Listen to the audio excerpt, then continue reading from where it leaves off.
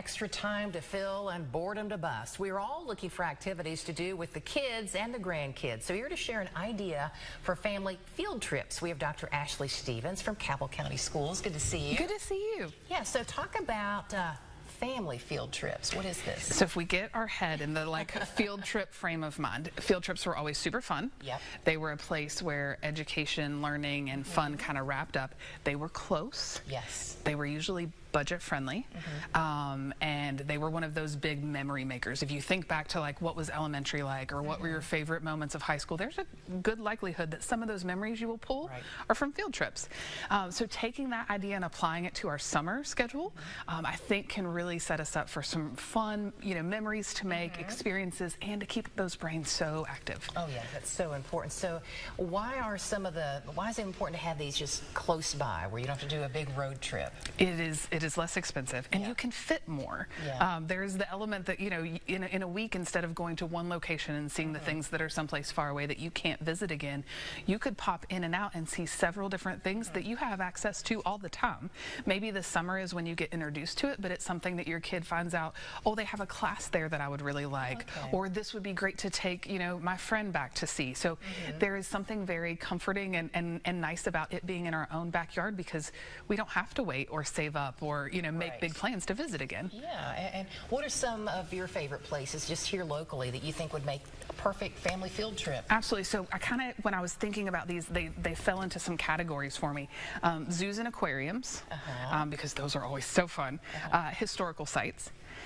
Museums, including science museums, because I think sometimes those end up, historical museums and science museums, but both of them together. And then natural wonders, so the things that, are cool to go see because they're something beautiful, or you can enjoy them outside. So I put together some lists. For zoos and aquariums, we have the Cincinnati and Columbus zoos. We have Heritage Farm, which is a zoo kind of in a different way. You get to be a little bit more hands-on.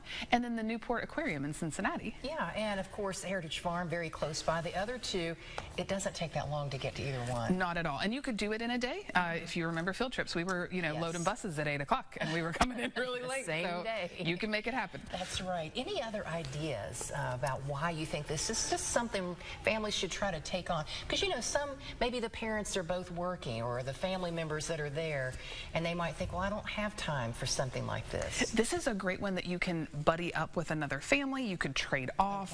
This is a wonderful, if you are a grandparent and you live close to your grandkids, this is one where you can volunteer to say, I would love to take them. On behalf of all parents everywhere, we would love for you to get to take them. So there's lots of ways that these trips can happen. Even in a civic organization or a church group, these are great opportunities to just kind of get the kids together and head out. For the museums, we have several to choose from that are here. COSI, which is the Columbus, Ohio Science Institute, is amazing. If you haven't gone, put that on your list. We have the Huntington Museum of Art, which is doing cool stuff all the time and is free every Tuesday. The Huntington Children's Museum, which it has been so fun to watch that kind of grow up and see all the things they're doing. Highlands Museum in Ashland, the Museum of Radio and Technology, they have a summer camp. You can talk to Santa at Christmas. They do so many cool things there. The Clay Center and Cultural Center in Charleston are wonderful. The Mothman Museum, who would not want to go to the Mothman Museum? And again, Heritage Farm under museums, just like under zoos, and the Zoology Zone. Oh yeah. You could spend all summer, or you could go to every one of those maybe a couple of times. Absolutely. We also have a few natural wonders and historical sites. Wow, okay. Any final reminders of where to find, because you've given us a lot of good ideas here for these trips. Absolutely. Let your kids choose. And I know we talk about that a lot, but if you have already selected and kind of narrowed down and distilled a list, it's like asking your kids, would you like broccoli or Brussels sprouts?